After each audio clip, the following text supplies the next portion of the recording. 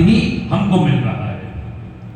ये धन जो है ना किसी के भी पास है, वो दान का ही फल है, जो हम दे करके आए वो हमको मिल रहा है। और अब आगे नहीं दोगे तो आगे मिलेगा भी नहीं। आगे चाहते हो तो जो देंगे सो आगे भी मिलेगा। ये टर्नओवर है सृष्टि का। जो चाहते हैं कि हम हमेशा धनवान बने रहें, महाराज दान करना कभी बंद नहीं करना, दान करते रहना। हर समय लक्ष्मी आपके घर में विराजमान रहेगी। तो धन में क्या है महाराज? कलयुग का निवास। फिर परीक्षित महाराज अपने राज्य में लौट करके आ गए, दोबारा फिर गए शिकार करने के लिए।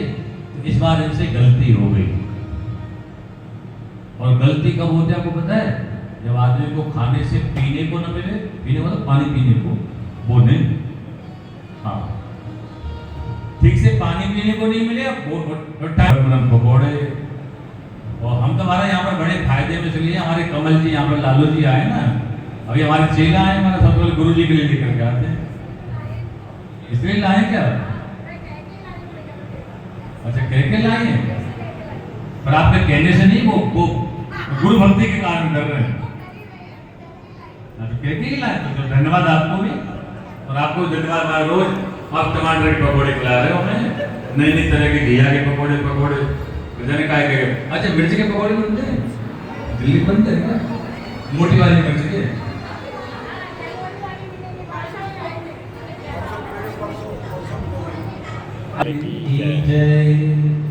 नहीं मिला महाराज, भूख लग रही थी जोर से। एक समय ऋषि का आश्रम था, उसमें गए, सोचा कि यहाँ पानी मिलेगा पीने को और भोजन में मिलेगा। पर समय क्या है, वो समाधि लगा के बैठे हुए थे। राजा ने कई बार कहा कि महाराज मुझे पानी दो, मुझे भोजन दो। नहीं बोले, उनको पता ही नहीं था, तो समाधि में बैठे थे।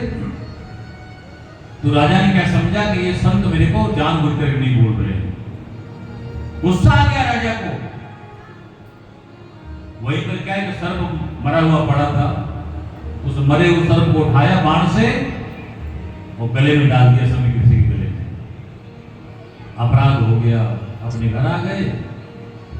और समय के पुत्र जिनका नाम है श्रृंगी ऋषि, कौशिकी नाम की नदी में स्नान कर रहे थे, वह खड़े हुए थे नदी में, साधना कर रहे थे। तभी कुछ ब्रह्मचारी बच्चों ने जाकर के बताया कि श्रृंगी तुम यहां खड़े हो? अरे महाराज परीक्षित ने तुम्हारे पिताजी के गले में मरा हुआ सर्प डाल दिया, अपमान हो गया तुम्हारे पिताजी का। ये सुनते ही श्रृंगी को बड़ा क्रोध आ गया। तो श्रृंगी ऋषि ने उसी समय हाथ में जल ले लिया और परीक्षित महाराज को साप दिया। इतिलंघित मर्यादम तक्षकः सप्तमे हनि। राजा परीक्षित, तुम राजा हो, तुम्हें मर्यादा में रहना चाहिए, लेकिन मर्यादा का तुमने उल्लंघन किया है। तो हम तुम्हें साप देते हैं कि 7वें दिन तक्षक नाम का नाग आएगा, उसके डसने से तुम्हारी मृत्यु हो जाएगी। ऐसा साप दे दिया। परीक्षित महाराज को मालूम पड़ा कि मुझे साप प्राप्त हुआ है। और श्रृंगी अपने पिता सभी के पास आए, पिता के गले से लग करके रोने लगे। फिर पिता मेरे जीवित हैं ये देख करके प्रसन्न हो गए। और फिर पिताजी को बता दिया कि पिताजी मैंने दुष्ट राजा परीक्षित को साप दे दिया और 7वें दिन तक्षक नाम के नाग के काटने से मर जाएगा। जब समीक ने श्रृंगी के द्वारा ये बात सुनी कि परीक्षित को मृत्यु का साप दे दिया श्रृंगी ने, मेरे बेटा ने, तो उसी समय समीक ने हाथ में जल लिया और अपने हाथ में जल लेकर के समस्त ब्राह्मणों को साप दिया। सारे ब्राह्मणों को क्या साप दिया कि अब इससे आगे कभी भी किसी भी ब्राह्मण का दिया हुआ साप कभी सत्य नहीं होगा, पर ब्राह्मण का आशीर्वाद वो सत्य हो जाएगा। तभी से महाराज तो हमारे ब्राह्मण में आज भी शक्ति है, वो साप दे सकता है,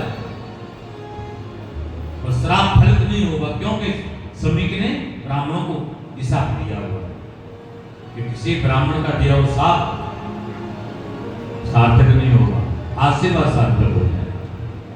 इसलिए मैं ब्राह्मणों देवताओं से हम लोग कहते भैया वो आशीर्वाद दिया करो भैया, चकाचक वो आशीर्वाद हाथ उठा कर दिया करो आशीर्वाद। हाँ, साफ तो किसी को मत दिया करो, कोई चाय बढ़िया बनाए उसको भी आशीर्वाद दो, और जिसमें बनाना